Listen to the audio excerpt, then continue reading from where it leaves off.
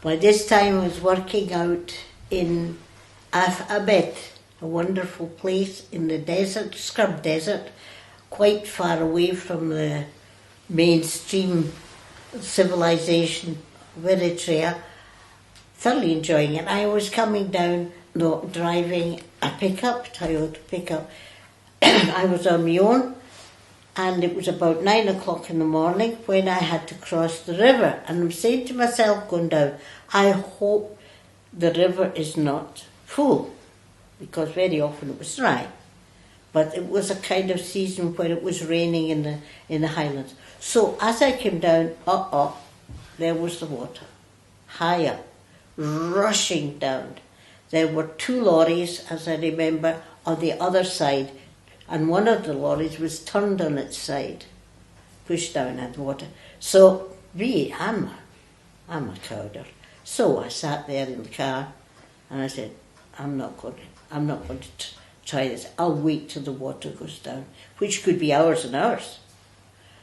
However, I'm sitting there, and this figure came to the open window of the car, and he was one of the fighters who, at that time, the fighting was finished, but a lot of them were still in the wilderness. And he was as typical of them. We were quite young, and he came up and he said in broken Italian, don't afraid. Non aver paura. Just do this. And he told me, put the car into gear, close the window, put the windscreen wipers on, and then quietly, slowly go into the water, quiet. Don't look at the water, look at the other side. He told me exactly what I had to do. No, and he kept on saying, non paura, which means not afraid, go. They're afraid. They look at water. They go down. You go straight. No problem. That's it. So when he had finished telling me all this, I said, there is one problem. I said, I am afraid.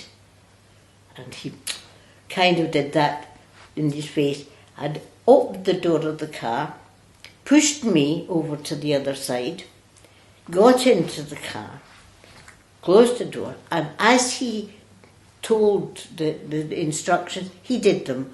Put on close the windows, go slowly into the water, don't be afraid. Away. Don't look at the water. And I was sitting there, and I could feel the car being pushed by the water. Oh God. I said, but we went across slowly, out of the water, the other side. And then he got all the wheels out of the water, then got out of the car and said, non paura, go now. Always you do that. Not afraid. So I thought, poor man, they don't have much. So I was turning round to get my purse and give him some money. And when I looked back, he wasn't there. So I looked in the water, one side, and I looked at the other side. He wasn't in the water because these people had learned how to cope with water like that. They would walk across, they knew how to handle it. He wasn't in the water, he wasn't on the side, he wasn't at the front. Where was he?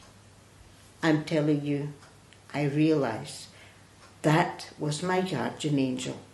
Because according to Celtic spirituality, angels can transform.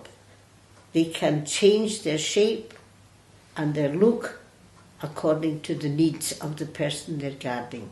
It's similar to the story of St. John Bosco, who's always a big grey dog came out to protect him and then disappeared again. And this was what happened to me. I am sure it was my guardian angel.